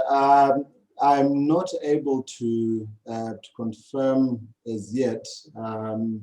We got confirmation that he would be available, but we have not seen a specific name on the participants. So I think what I can do is just to reach his office, but maybe let's proceed for now while I'm trying to do that to confirm. Okay, sure. Thanks very much. I think let's proceed.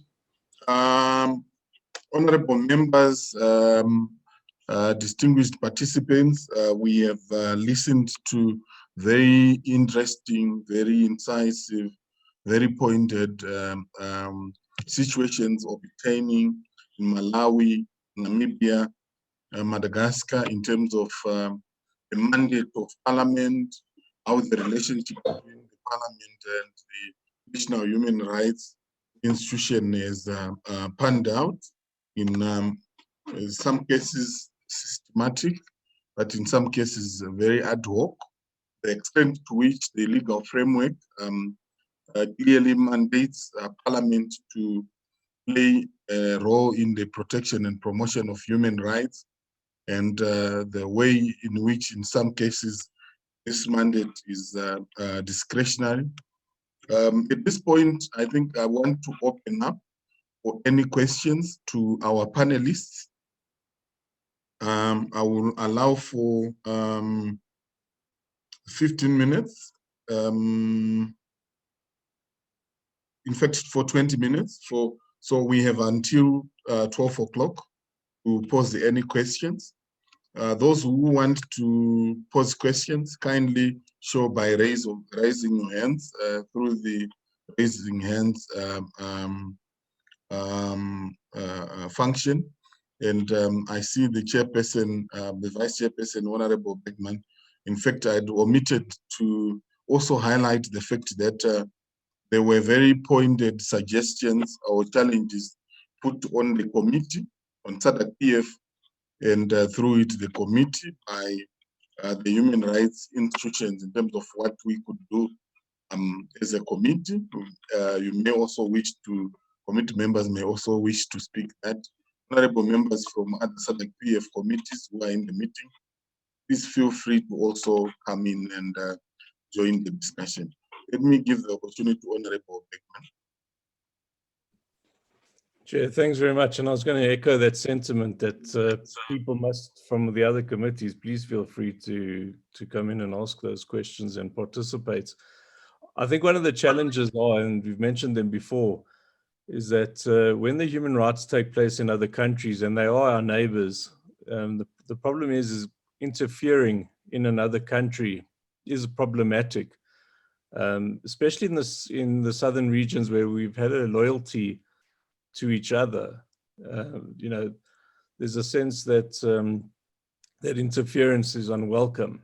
And what would the punishments be? Because obviously sanctions is not viable. If if we don't like sanctions from places like the Western countries, why would we want sanctions from our own neighbors? So what are the types of sanctions that we should be looking at that are good enough as a country as a neighbor next door? What would be the ideas that some of our experts on the panel have that we should be using? You know, when we talk about human rights abuses, and something I was going to get to at the end, something like the free trade agreement has actually got human rights. There's beacons of concern in these free trade agreements that there could be human rights abuses.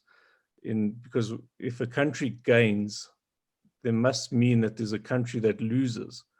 And in a country that loses, there must be certain, there must be a gender inequality, or there must be a human rights issue that's going to appear. And these are the kind of things that we as a committee, when we roll out the model law, I think there's also something that we need to work on, because I'm also taking very seriously the sentiment that we've got to roll out action, and not just, it mustn't just be activity, it's got to be productivity. So I'm interested to hear that. Thank you very much. Thank you very much, Honorable Beckman. Are there any further questions?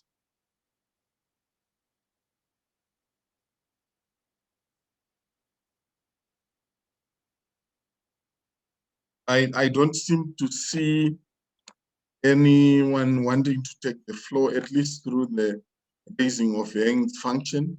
Maybe before I hand over to our panelists to respond, what I wanted to also find out from the panelists representing the national human rights institutions is one of the instruments through which, in the context of the deliberative and consultative powers that SADC Parliamentary Forum currently have as a parliamentary body, is through the model laws as a persuasive tool to facilitate domestication of international instruments, regions of international instruments into national legislation.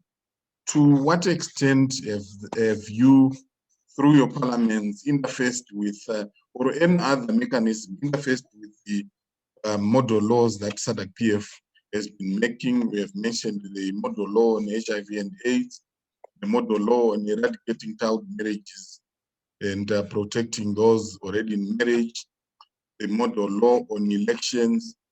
Have you found these to be viable instruments?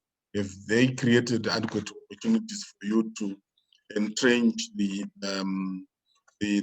protection and promotion of human rights, seeing that these instruments actually contain a lot of the human rights that are prevalent in our region?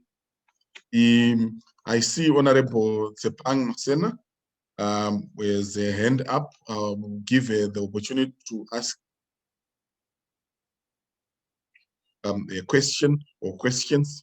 After that, I'll hand over to our panelists to respond. Over to you, Honorable Masena. So much.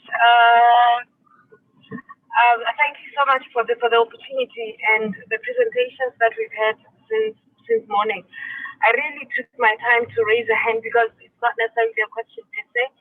It's just an element of appreciation because I think I've just learned of various ways in which our government, through our parliament, can take heed into the human rights issues. But I'm particularly fascinated by the Namibian presentation, which alludes to Parliament being forced to take into consideration the submission of the Ombudsman report.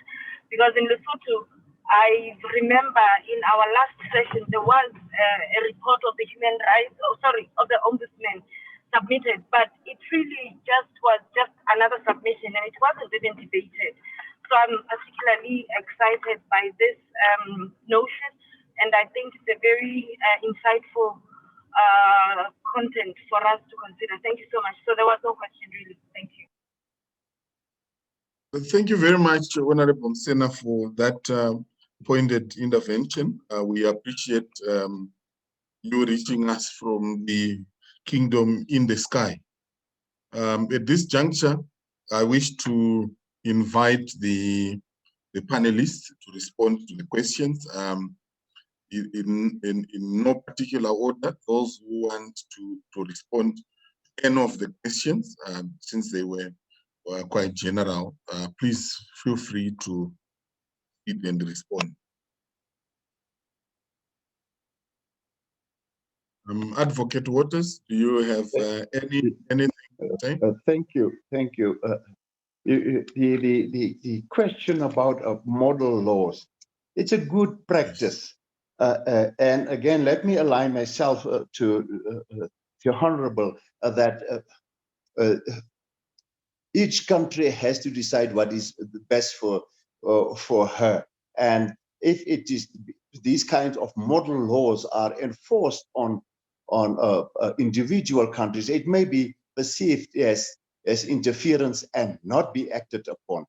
I again want to emphasize that it is a good practice. I cannot see, I did not see that Namibia followed or tried to enact or try to make use of the model laws. We are still struggling to get a law prohibiting child marriage, in spite of the fact that there is a model law.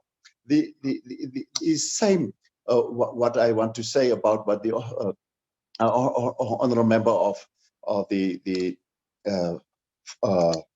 chairperson of the committee said is that you cannot set too much, and that is why in all recommendations, in all conventions, in all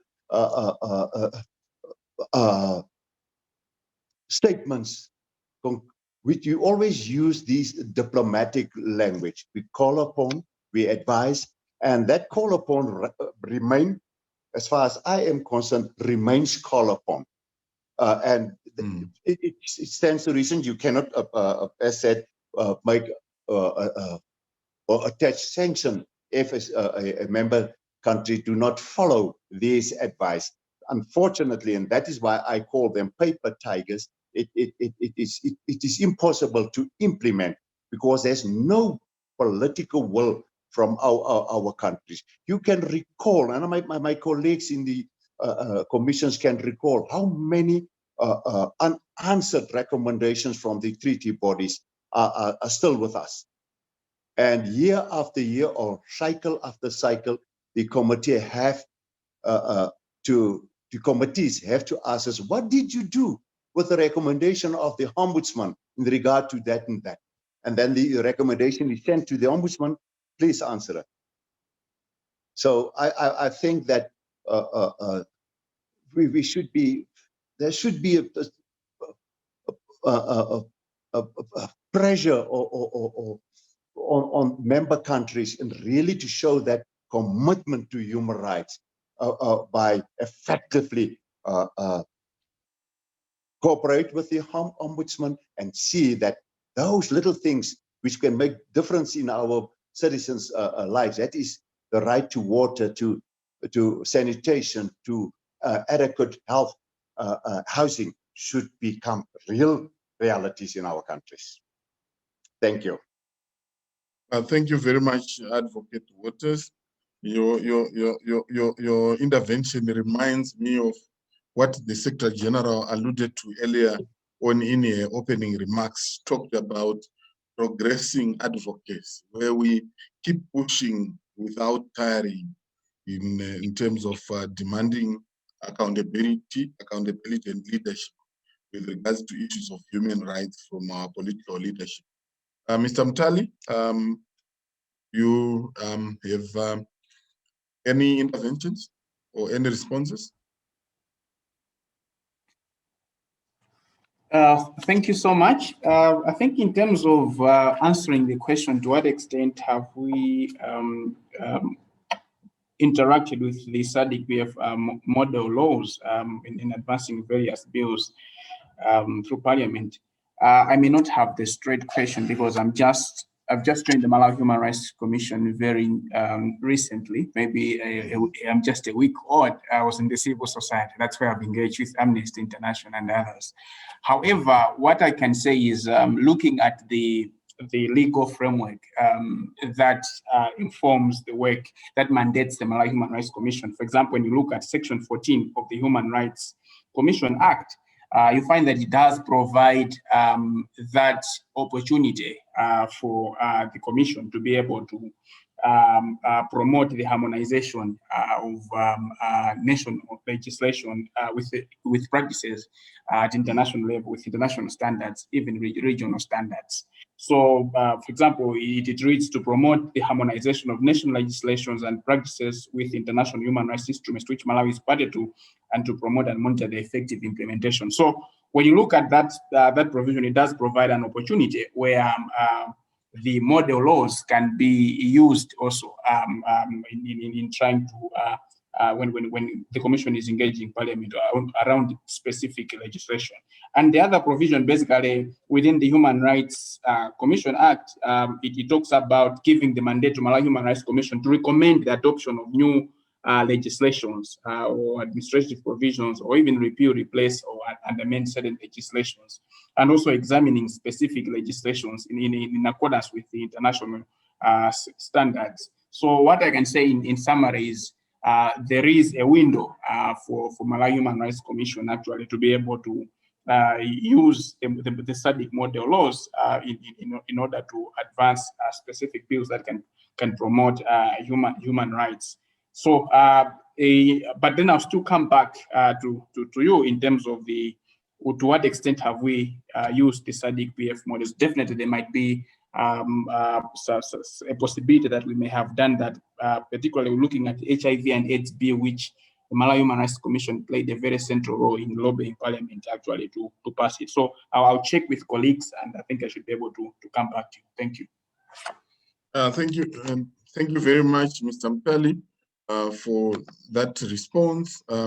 It's appreciated. I do know that the SADC model law on eradicating child marriages was also widely used in Malawi, in particular in Parliament when there was a bill related to issues of child marriages. I'm sure when you do further research, you stumble upon this information. What it also points to is the potential that exists in terms of the collaboration between SADC Parliamentary Forum and the national human rights institutions in the work that SADC-PF has in promoting and protecting human rights, including through the model laws. So we need to make sure that we leverage on this opportunity going forward.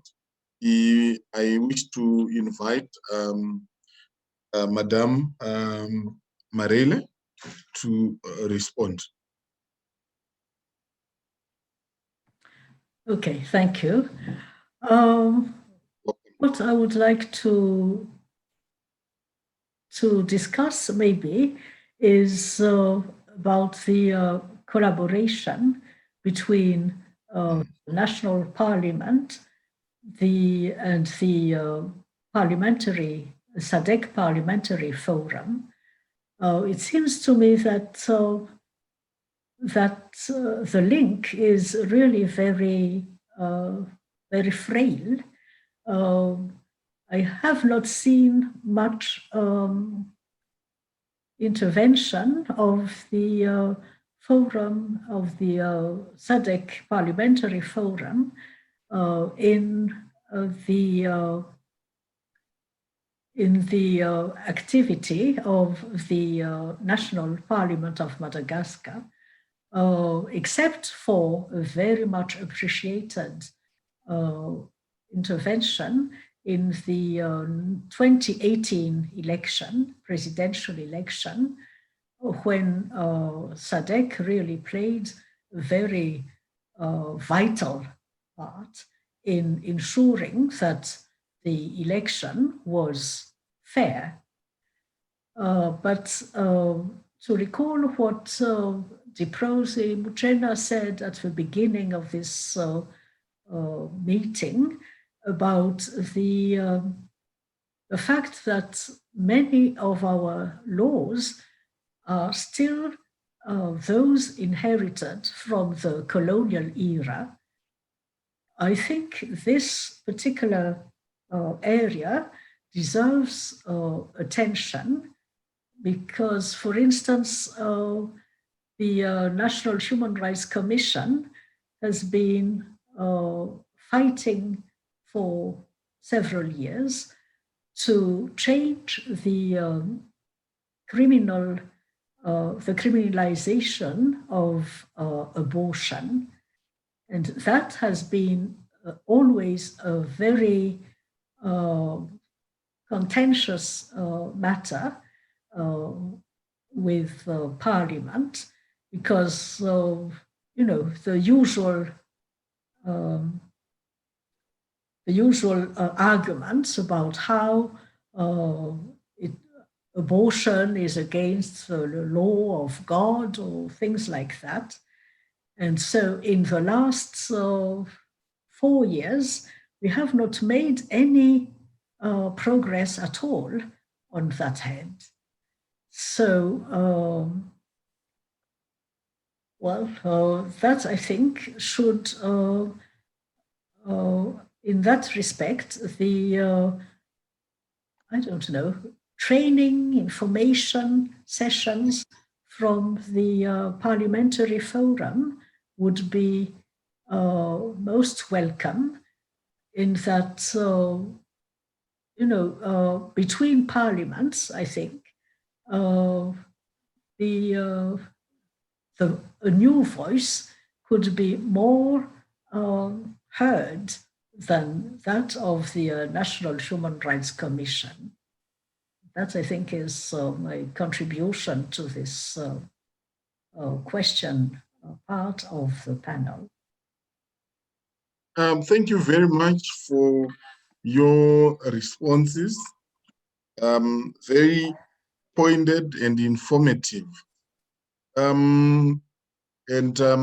wish to appreciate the kind words and commendation regarding the role of SADC, in particular SADC Parliamentary Forum, through the observer mission in Madagascar. Indeed, the election observation is one of our flagship programs, and we also view elections or participation in elections as one of the opportunities, not just to test the extent to which human rights are observed, but also the enjoyment of critical rights, such as rights on movement of people, expression, freedom of expression. We even see issues of participation, political participation, including representation, the question of gender equality. For the Parliament of Madagascar, it has not been a member of the SADC Parliamentary Forum for a while, but the good news is that they joined formally in December last year, 2019, and they've become a full member again. And in fact, when we had our plenary assembly on Friday and Saturday, 4th and 5th December, a member from the Parliament of Madagascar was elected as the vice president of the SADC Parliamentary Forum. And that must open doors for SADC PF to be able to implement a number of interventions with and through the National Assembly of Madagascar. We actually, SADC PF does roll out a number of capacity building interventions to parliamentarians, including or regarding the role of parliament in the promotion and protection of human rights. Part of our partnership with Amnesty International relates to building the capacity of parliamentarians at national and regional level in terms of the role of parliament and their own roles as individual members in promoting, enhancing the role of parliament in promoting and protecting human rights. So your intervention is a challenge that you have put to us, to the committee, and I can assure you the leadership of the committee being present in the meeting and also the Secretary General being present in the meeting. We will be reflecting on this post the meeting, and we should be able to start to roll out capacity development programs with the National Assembly of Madagascar. At this juncture, we have concluded this session unless someone else wants to say something. Mr. Chairman, right? Mr. Chairman, Yeah, can you, yeah. moderator, just a small correction. I will be unfair if I do, to my own country and to myself, I do not make this correction. When I By all refer means, to the, by all means, yes, Advocate Waters. thank you so much. We in Namibia, we do not have a substantive legislation, a standalone legislation prohibiting and criminalizing child marriage, but that is it is a part of the Child Care and Protection Act. So the Child Care and Protection Act makes provision for prohibiting child marriage and the punishment thereof. Thank you so much.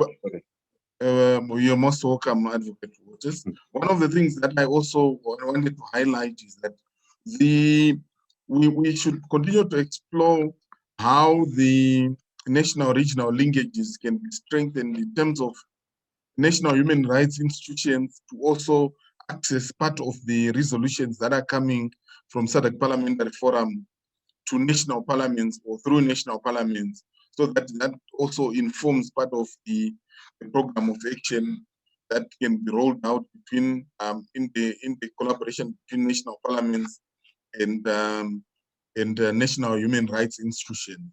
Right now, we have a region-wide project on sexual and reproductive health, under which the issues of child marriages and the implementation of the model law is quite an active subject, and we should be able to, from time to time, share information that is relevant to national human rights institutions.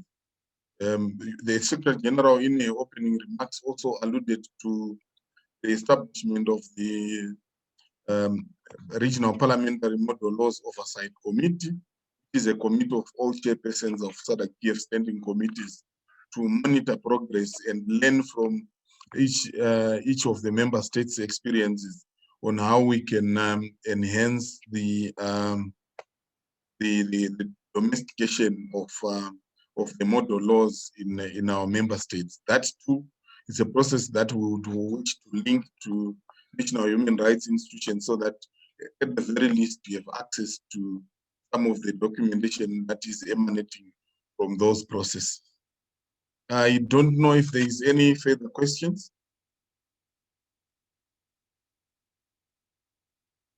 In the absence of that, we have come to the end of the panel discussion, and also that concludes our morning session. We will break for lunch and convene. I see it's 12 o'clock. We're going to break at 12:30. Is it in order if I propose that instead of coming back at 13:30, we come back at 13:05 hours, so that we will be able to finish a bit earlier. Is that in order? I Yeah. see the chairperson diplomatically guided that we proceed as proposed. So let's reconvene. Let's have our lunch break and reconvene at 1 o'clock GMT +2. This will also help us to accommodate our colleagues in Madagascar who are a bit ahead of our time, so that they don't reach supper time while the meeting is still on. Thank you very much, and enjoy your lunch. Let's meet at 1:05 GMT +2. Thank you very much.